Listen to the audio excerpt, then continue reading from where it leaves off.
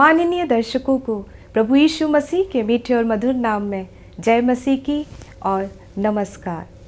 Satyapath ministries में हम आप सबका हार्दिक स्वागत और अभिनंदन करते हैं। सत्यपथ मिनिस्ट्रीज पिछले 2 सीज़न से शुभ संदेश टीवी चैनल पर प्रसारित हो रही है। इसके पिछले एपिसोड्स इसी टीवी चैनल के यूट्यूब पर भी उपलब्ध है। सत्यपथ मिनिस्ट्रीज में श्री जेम्स कुरियन, उनके दोनों पुत्र जयंत कुरियन व जॉन कुरियन, पुत्री ग्रेस तुहिन दास एवं पुत्रवधू कृपा जयंत कुरियन व प्रियंका जॉन कुरियन इसमें सहभागी होंगे। इन एपिसोड्स को बनाने का व्यय श्री जेम्स कुरियन एवं उनके परिवार के सदस्यों द्वारा की गई है।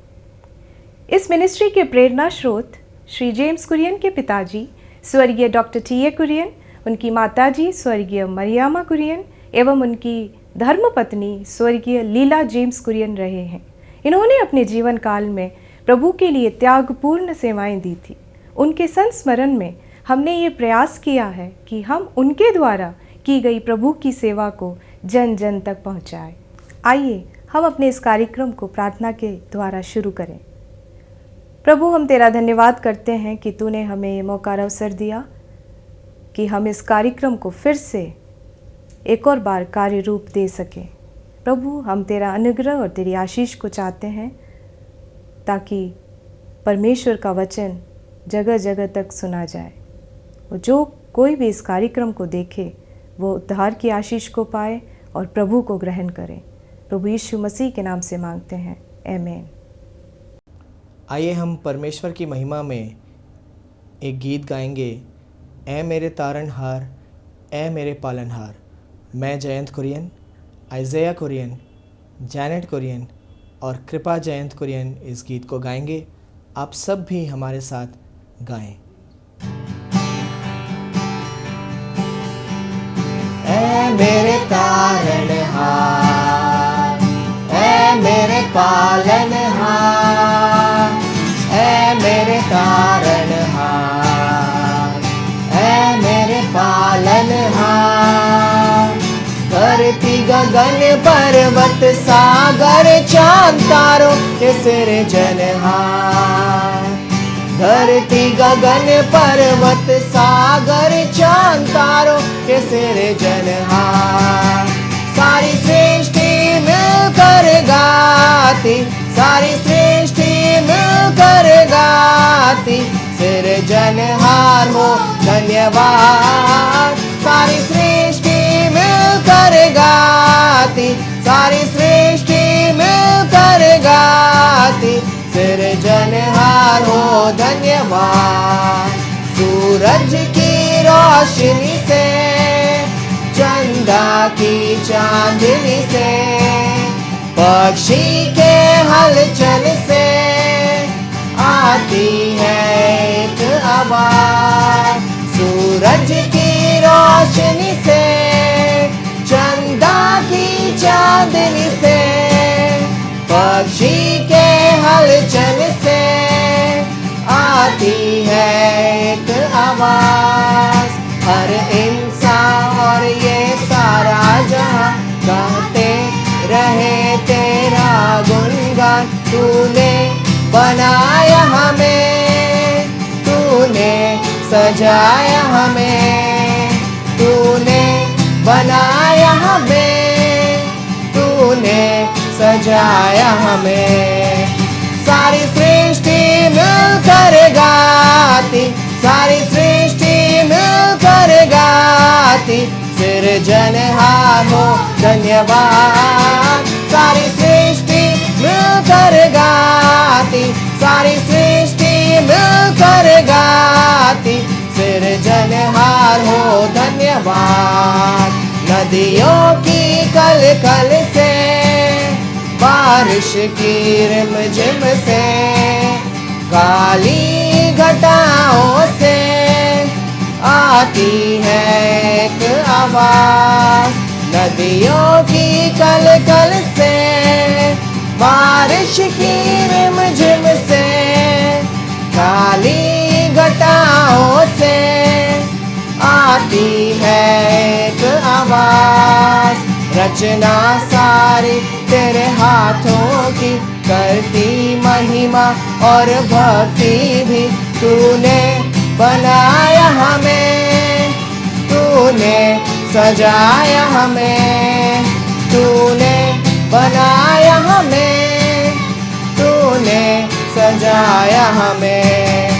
सारी सृष्टि मिलकर गाती, सारी सृष्टि मिलकर गाती, सृजनहार हो धन्यवाद। सारी सृष्टि मिलकर गाती, सारी सृष्टि मिलकर गाती, सृजनहार हो धन्यवाद।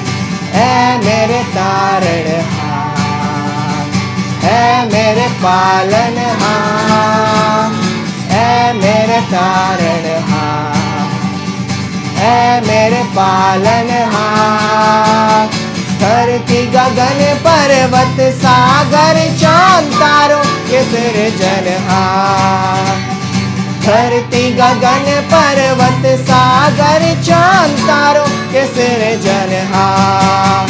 सारी सृष्टि मिलकर गाती, सारी सृष्टि मिलकर गाती, सृजनहार हो धन्यवाद। सारी सृष्टि मिलकर गाती, सारी सृष्टि मिलकर गाती, सृजनहार हो धन्यवाद। आज का हमारा ये संदेश क्रूस की कथा या क्रूस का संदेश या क्रूस की महत्वता उसके बारे में रहेगा। उत्पत्ति की किताब जो बाइबल की प्रथम किताब मानी जाती है, वह प्रकाशित वाक्य जो कि बाइबल की अंतिम किताब मानी जाती है, उत्पत्ति की किताब से लेकर प्रकाशित वाक्य तक जब हम इसका अध्ययन करते हैं तब हमको हर किताब में इस क्रूस की कथा का प्रतिबिंब देखने को मिलता है। क्रूस की कथा बहुत ही मानव जीवन के लिए एक महत्वपूर्ण घटना है। इसके बारे में महान पौलुस प्रेरित कुरिन्थियों की किताब उसके 1 अध्याय के 18वें पद में बोलता है। हाँ, यहाँ पर हम देखते हैं ये क्रूस की कथा की विशेषता बताता है और 2 समूहों को इंगित करता है। एक वो समूह है, एक वो ग्रुप है, वो नाश होने वाले हैं, और एक वो समूह है उद्धार पाने वाले। पूरे संसार में जितने भी मानव हैं, जितने भी मनुष्य हैं, वो केवल इन 2 कैटेगरी में विभाजित हो सकते हैं। या तो क्रूस की कथा को मानने वाले या क्रूस की कथा को नहीं मानने वाले। और जो क्रूस की कथा को मानने वाले हैं वो उद्धार पाने वाले हैं। एक नाश होने वाले समूह है, एक उद्धार पाने वाला समूह हमको देखने को मिलता है।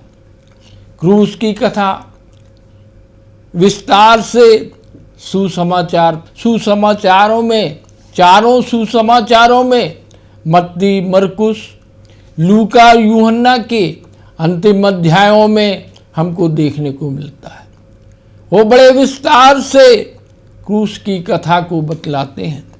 उसके पहले हम देखते हैं कि चरणबद्ध तरीके से परमेश्वर ने अपने अपने भक्तों के द्वारा, अपने भविष्यवक्ताओं के द्वारा, अपने याजकों के द्वारा बार बार इस क्रूस की कथा आने वाली है। उस क्रूस पर कोई चढ़ाया जाएगा, कोई व्यक्ति चढ़ाया जाएगा और उस क्रूस की कथा को वर्णित किया गया है। कैसे वो क्रूस की कथा को अंजाम देने वाले प्रभु यीशु मसीह का जन्म होगा। उसका जन्म कहाँ होगा, उसके जन्म में क्या क्या होगा, वो किस वंश में पैदा होगा, किस गोत्र में पैदा होगा, कहाँ वो, किस शहर में वो जन्मेगा, कहाँ वो जाएगा, उसके साथ क्या क्या होगा, ये सब हमको क्रूस की कथा वर्षों पहले, हजारों वर्ष पहले इसकी कथा का वर्णन शुरू होता है। परमेश्वर ने मनुष्य जाति को बार बार ये बतलाया है कि क्रूस की कथा होने वाली है, क्रूस का एक संदेश आने वाला है। क्रूस की उस महानता को, उस महत्वता को परमेश्वर ने स्वयं कई बार उजागर किया है। जब प्रभु यीशु मसीह का जन्म हुआ था तो स्वर्गदूतों का एक झुंड वहाँ पर आया था। उन्होंने परमेश्वर की स्तुति और महिमा की, क्योंकि क्रूस की कथा का समापन का प्रारंभ होने वाला है। क्रूस की कथा कुछ वर्षों बाद समाप्त हो जाएगी। उसका वर्णन बाइबल में हमको मिलेगा। परमेश्वर ने ये सब उजागर किया है। मत्ती रचित सुसमाचार में हम देखते हैं कि उसको कैसे पकड़ा जाएगा, कैसे उसका एक चेला उसको धोखा देगा, क्या पैसा वो लेगा, कितने चांदी के टुकड़ों में वो बिक जाएगा, कैसे वो आके उसको पकड़वाएगा, किस स्थान में वो पकड़ा जाएगा और उस पर क्या क्या आरोप लगाए जाएंगे, उसकी मौत कैसे होगी, उसको खीलों पर लटकाया जाएगा, उसको असीम वेदना मिलेगी, वो क्या क्या वाक्य बोलेगा वहां पर, किस किस लोगों के लिए वो प्रार्थना करेगा, उसको देखने के लिए कौन कौन लोग उपस्थित होंगे, वो अन्य जातियों के हाथ में पकड़वाया जाएगा और दूसरे की कब्र में उसको दफनाया जाएगा। उस कब्र को सिपाहियों द्वारा घेरा जाएगा और उस पर सील और मुहर लगेगी। उसको ऐसा बना दिया जाएगा कि कोई उसको, उस कब्र को छेड़छाड़ नहीं करेगा। उसकी कब्र के चारों तरफ पहरा बैठा रहेगा। पूरी की पूरी सिपाहियों का एक दल उस क्रूस के पास रहेगा। परंतु हम क्या देखते हैं इस क्रूस की कथा में, प्रभु यीशु मसीह अपने वायदे के अनुसार तीसरे दिन जीवित हो गए। उसके साथ दो अपराधी भी क्रूस पर लटकाए गए। वो अपराधियों के बीच गिना गया। इन सब बातों की भविष्यवाणी हजारों साल पहले बतलाई गई है। परमेश्वर ने उसको हम सबों के लिए उजागर किया है और वो क्रूस की कथा को संपन्न किया है। वो जी उठा है, वो फिर से आने वाला है। यह है क्रूस की कथा। इस क्रूस की कथा का वर्णन पूरे बाइबल में हमको देखने को मिलता है। बार बार हमको ये स्मरण दिलाया जाता है कि एक उद्धार देने वाला इस संसार में आएगा, हमारे पापों के लिए बलिदान होगा, तीसरे दिन वो जी उठेगा। जो कोई इस पर विश्वास करेगा वो अनंत जीवन का भागीदार होगा।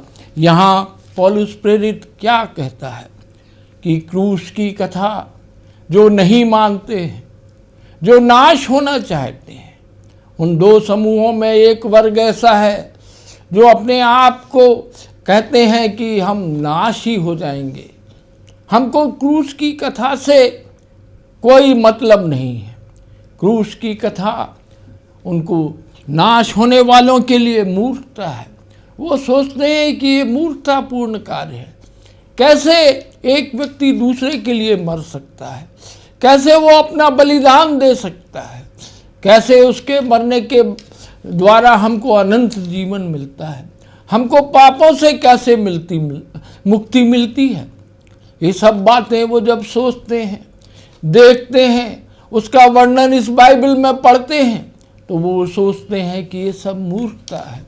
वो नाश होना चाहते हैं, वो अनंतता की ओर बढ़ना नहीं चाहते, वो प्रभु के इस उद्देश्य को ग्रहण नहीं करना चाहते हैं, वो यीशु मसीह का इनकार करना चाहते हैं, वो उसके बलिदान को नकार देना चाहते हैं।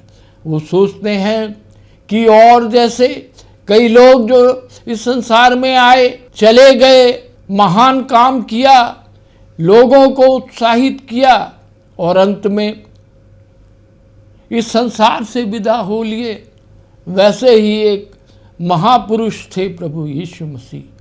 लेकिन क्रूस की कथा को यदि हम बारीकियों से पढ़ेंगे, हम उसके हर पहलू पर ध्यान देंगे, तो हमको पता चलेगा कि इस क्रूस की कथा का नायक जो हमारा प्रभु यीशु मसीह है, वो परमेश्वर का प्रिय पुत्र था।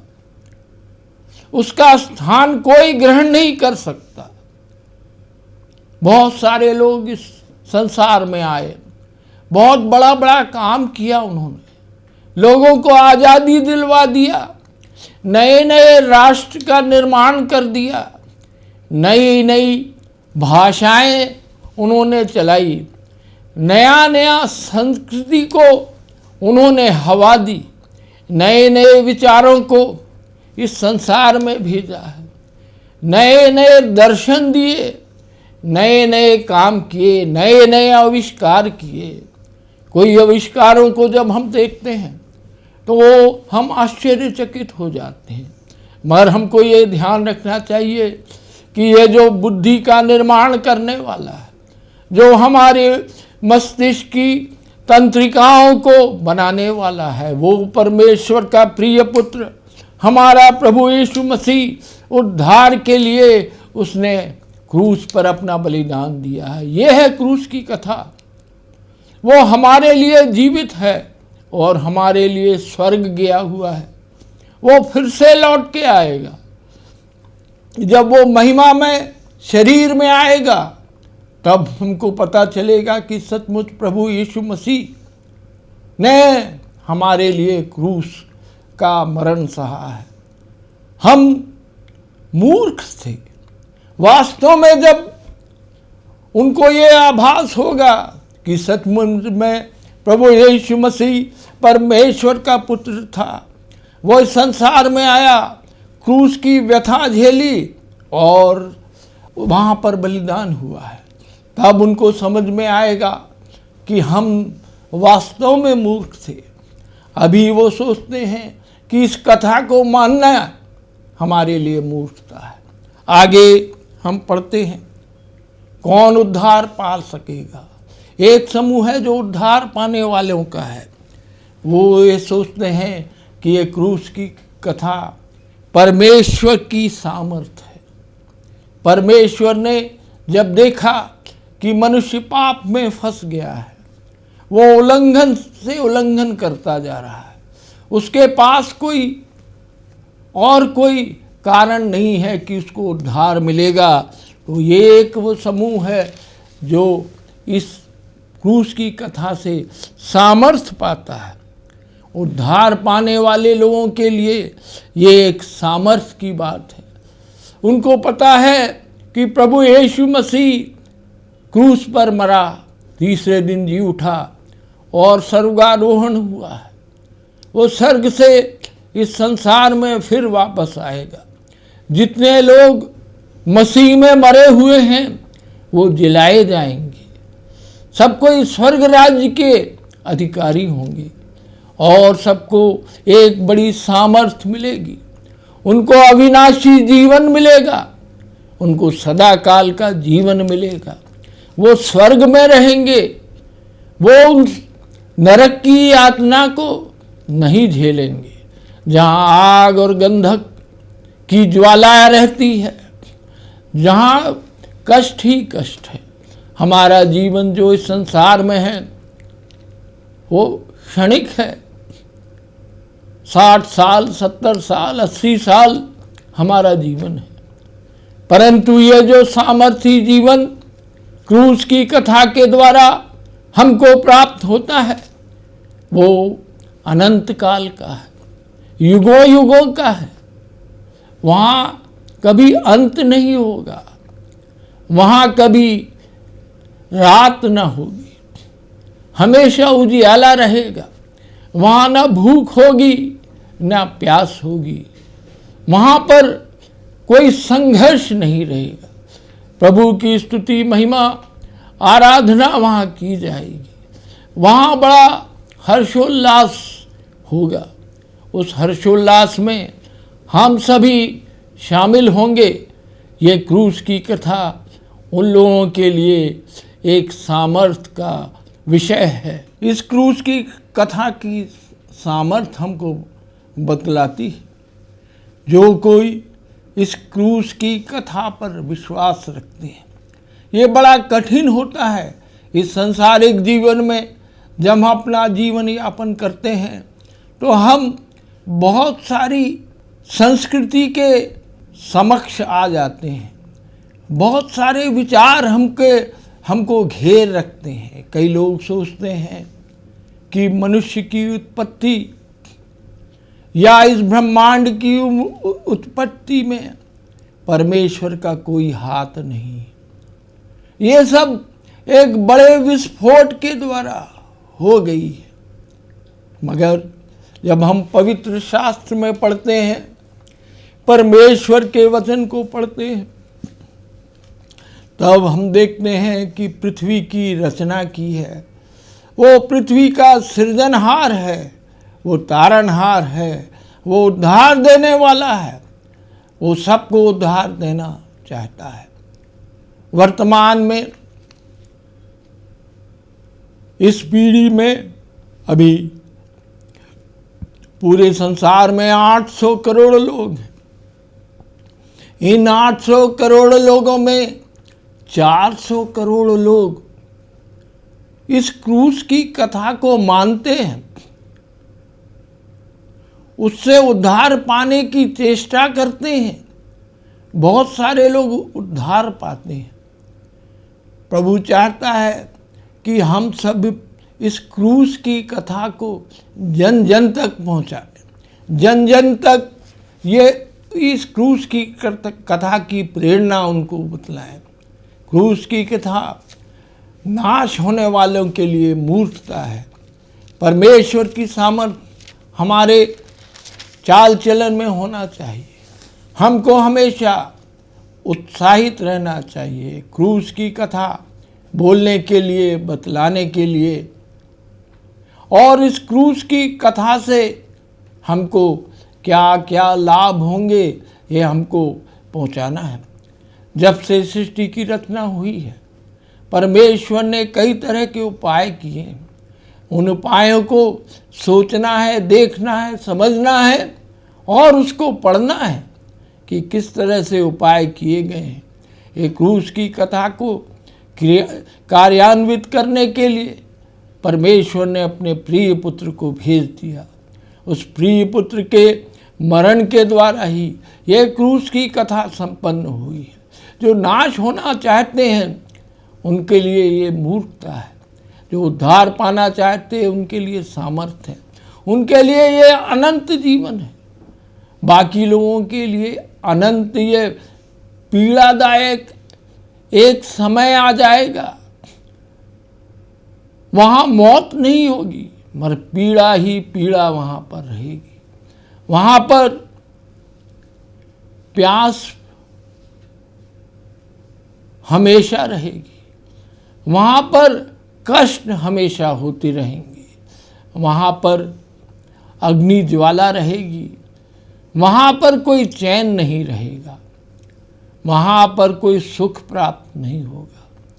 हम चाहते हैं हमारे इस संदेश के द्वारा कि सब कोई वो क्रूस की कथा पर विश्वास रखें और अपने जीवन में सामर्थ्य पाए, ना केवल इस संसार के जीवन में बल्कि आने वाले उनके जीवन में, मरणोपरांत जो भी जीवन है वो जीवन उनका सामर्थ्यपूर्ण रहे,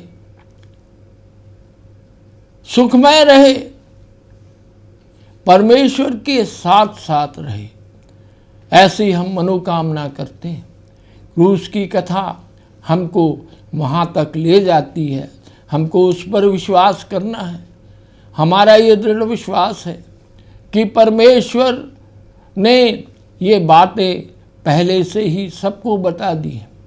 परमेश्वर ने समय समय पर भविष्यवक्ताओं के द्वारा उसको बताया है, हमको उजागर किया है।